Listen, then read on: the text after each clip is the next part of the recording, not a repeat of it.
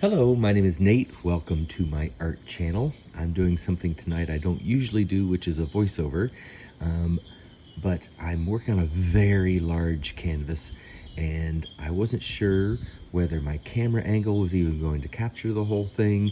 I'm working in a space that I'm not familiar with because it wouldn't fit in my regular studio. I was really uncertain of whether this would turn out, but it did. So I am going to do a voiceover tonight, and I hope you enjoy hearing the tree frogs in the background. It's a beautiful night here in Costa Rica. So this canvas that I'm working on is a 4-foot by 6-foot canvas, which is in inches 48 by 72, and in centimeters that's 122 by 183. So it is a huge canvas, and I ended up using a total of 150 ounces of mixed paint. This is definitely the largest canvas I've ever worked on, but I've worked on some 3-foot by 4-foots, so I'm familiar with working on larger surfaces, so I wasn't too worried about working on one this big.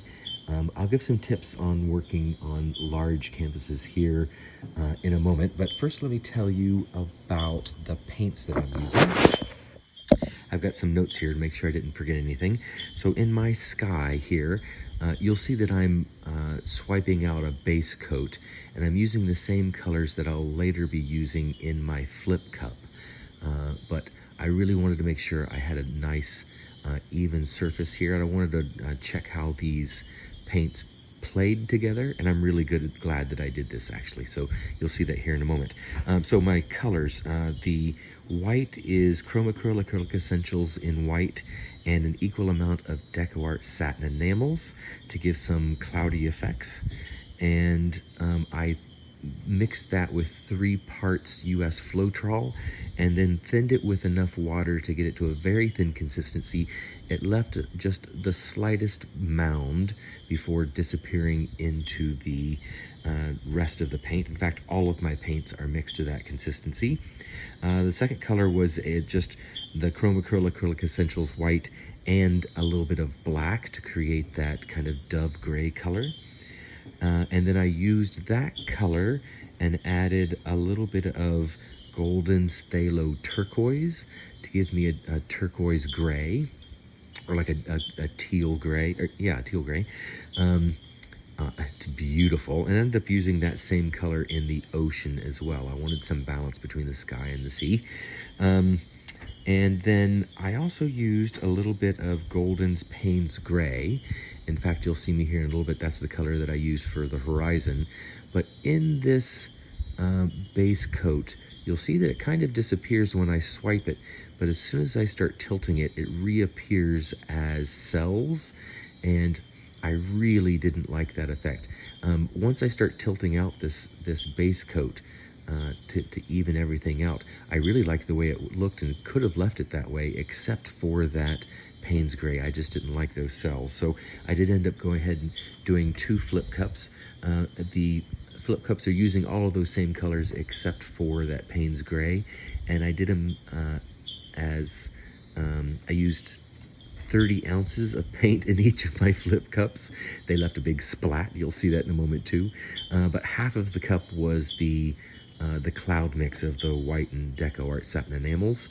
And then I dirty layered in the gray and the turquoise gray, and then did flip cups with them. You'll see that here in a moment. But look at this, that's beautiful just the way it is, except for those cells. I really didn't like that. So I'm glad I did this little test first to make sure that my colors were going to play well together. For the ocean, I did also use that turquoise gray.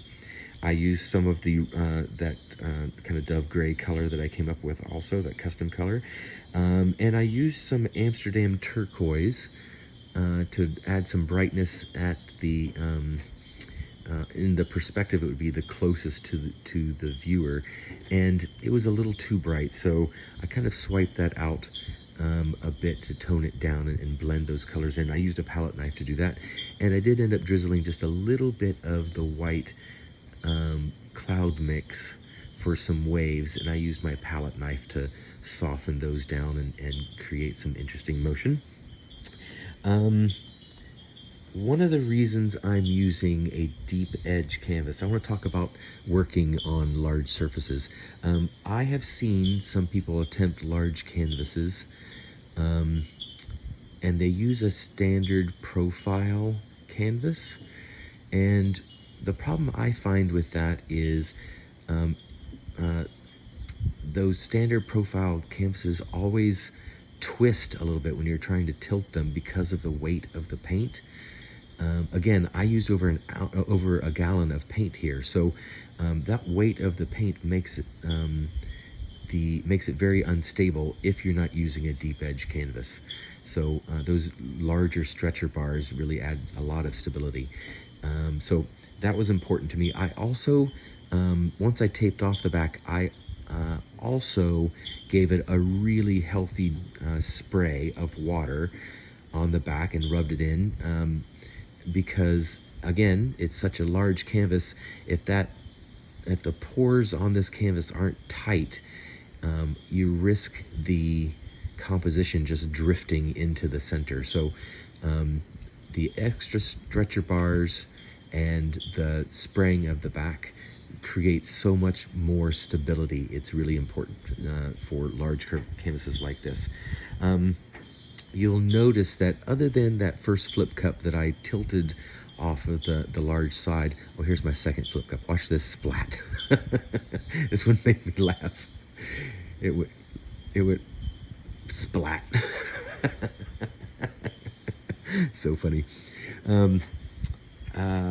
Yeah, you'll notice that other than when I tilted off that first flip cup off of the back, the whole rest of the time, I'm really just tilting side to side. I might drift it a little bit top to bottom, but I really wanted this to be very linear and create that illusion of movement back and forth. So side to side, and going side to side multiple times really forces those paints to interact with each other and really enhance that cloudy effect from the satin enamels. You'll also notice that once I start working on the ocean part, I still left enough paint in my sky to move and shift. So I stopped tilting this sky portion when I was about 80% happy with it. I knew that I still needed to tilt out the ocean part also, and I didn't want to get this sky exactly where I wanted it and then tilt again and risk changing it. So I started on the ocean when I was about 80% happy, knowing that I was still going to tilt off more paint from the sky also. I also, you'll notice I added a taped off horizon line. This is a commission piece for my friends Kevin and Catalina. They have a gorgeous home with this beautiful panoramic ocean view, and when they asked me to do a piece for their living room, I was really excited because they've really supported me through my whole art journey. Over the last couple of years, they've bought 5 pieces from me, and but all of the other ones have been in their bedrooms and bathrooms. So I'm really quite honored to be in their living space also. But when I was talking to Catalina about what she wanted for the piece, she said, kind of neutral tones, lots of grays and whites and deeper blues. And she really wanted to bring the outside in. And as soon as she said that, I knew exactly what I wanted to do. Kind of a gray, stormy sky and a muted ocean. And it turned out exactly as I liked it, as I wanted, and they're very happy with it too. So I'm quite excited to hear what everybody else thinks. So here I'm adding that turquoise blue, and you see that the tone is just wrong. It's too bright with the rest of this color palette. So I tilt this out a little bit, removing my horizon line, and then I'm going to add in the Payne's Gray right in that same space, I find that I like to have a high contrast color between the sky and the ocean, or the sky and the ground when I'm doing a landscape.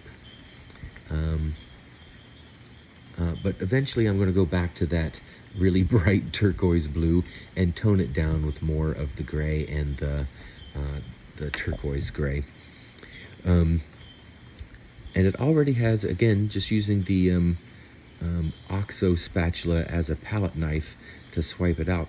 It's still quite beautiful just as it is, but I wanted to create a little more motion, and after tilting this out, I figured a palette knife was the best way to do that. And see how the ocean's moving really fast, but that sky portion is still moving.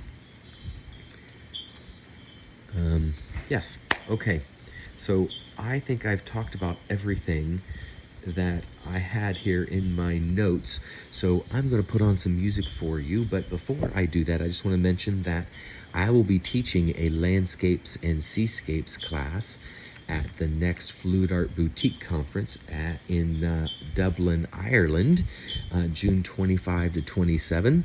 And there is just a couple of weeks left before that event, and I do have still room in my class. So if you're in Europe or want to hop a quick flight over, come join me, and we'll be working on much smaller canvases, I promise.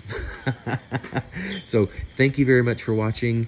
Please let me know what you think of this piece in the comments, and go mix up some paints and be fearless.